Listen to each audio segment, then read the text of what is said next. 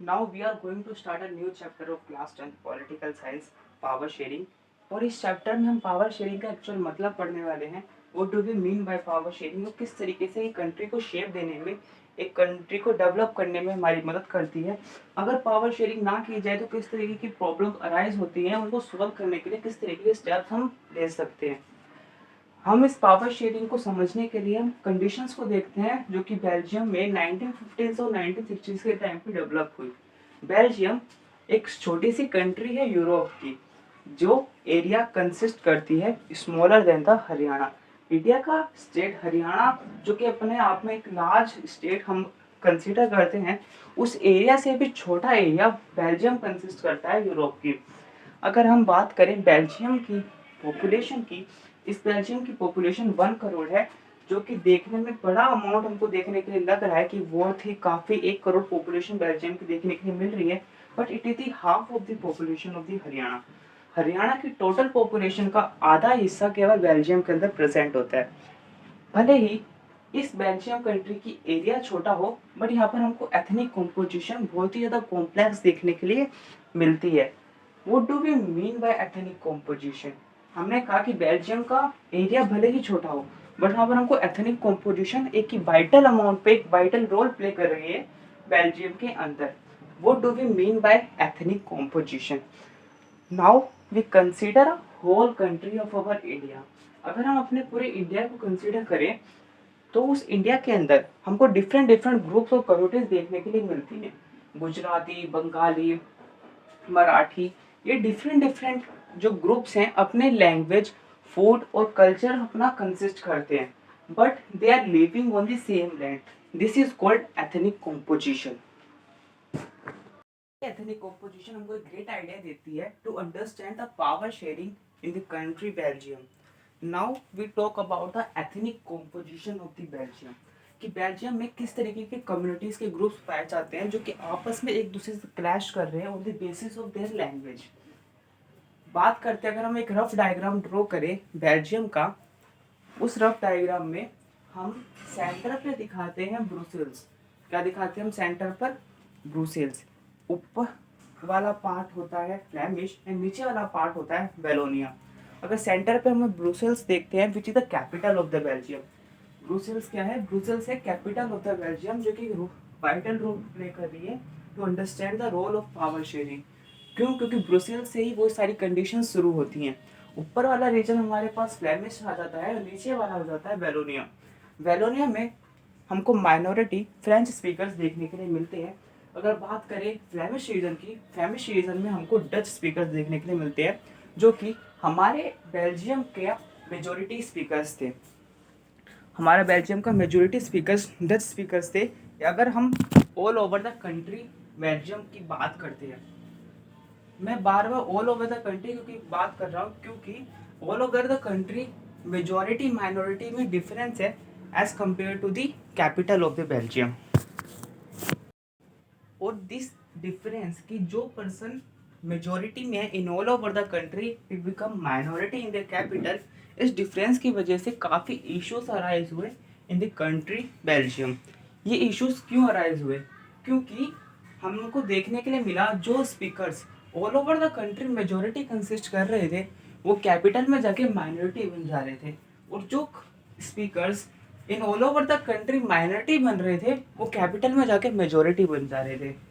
इस मेजोरिटी और माइनॉरिटी की डिफरेंस की वजह से बेल्जियम कंट्री के अंदर इश्यूज अराइज हुए, जिसने पावर शेयरिंग को जन्म दिया.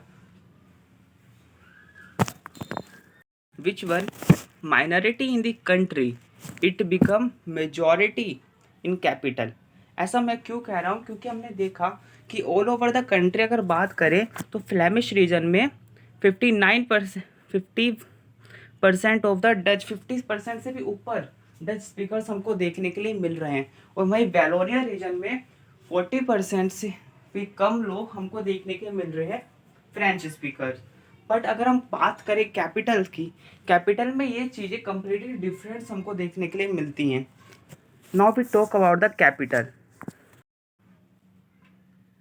बट फ्रेंच स्पीकर और डच स्पीकर्स के साथ साथ हमको कुछ परसेंट ऑफ द हिस्सा हमको देखने के लिए मिला, वहाँ पर जर्मन स्पीकर्स भी प्रेजेंट थे.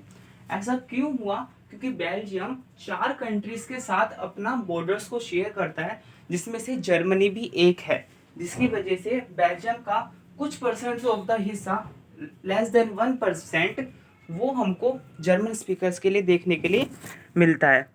अगर हम बात करें कि कौन कौन सी कंट्रीज है जो बेल्जियम के साथ बॉर्डर शेयर करती है, वो है Germany, France, Netherland and Luxembourg. Germany, France, Netherland, Luxembourg, ये चारों कंट्रीज बेल्जियम के साथ अपने बॉर्डर्स को शेयर करती है, जिसकी वजह से कुछ परसेंट होता है हिस्सा बेल्जियम का जर्मन स्पीकर्स है। अगर हम बात करें, वापस से कैपिटल के ऊपर आते हैं कि कैपिटल में किस तरीके की एथनिक कॉम्पोजिशन को देखने के लिए मिल रही है, जो मेजोरिटी माइनॉरिटी डिफरेंस की वजह से इश्यूज को अराइज कर रही है। अगर हम बात करें ब्रुसेल्स की, in Brussels 80% are the French speakers. 80% are the French speakers.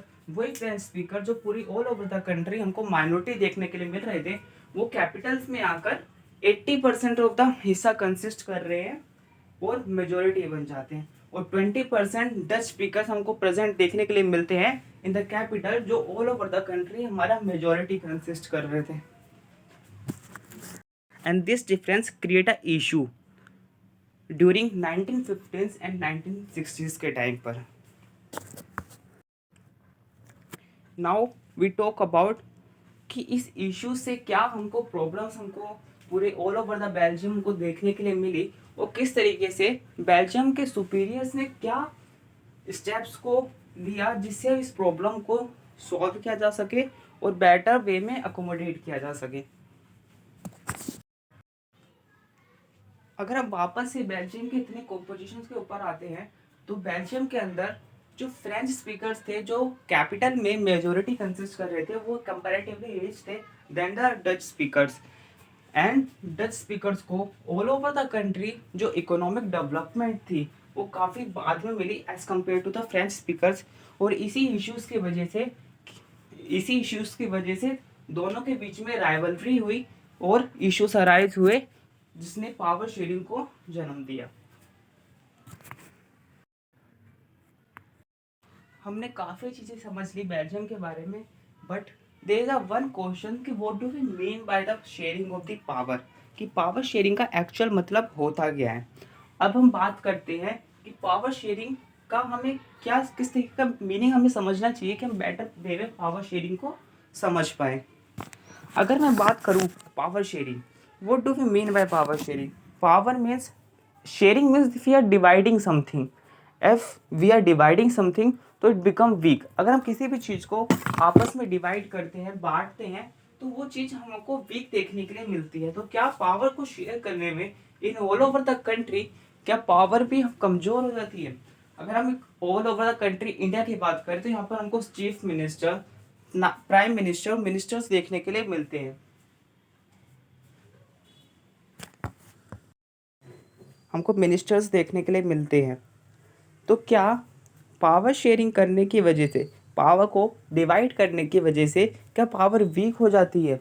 It doesn't mean कि पावर को शेयर करने से वो वीक हो जाती है, ऐसा बिल्कुल भी नहीं है।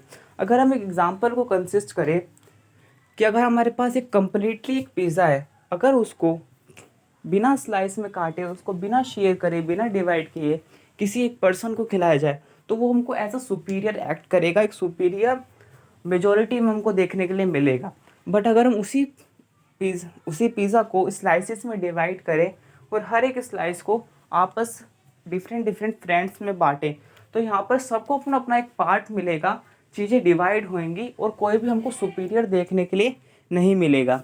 तो चीज़ें क्या होगी, आपस में डिवाइड हो जाएंगी। इससे क्या होंगे, इश्यूज अराइज नहीं होंगे और राइवलरी के चांसेस भी डिक्रीज करेंगे।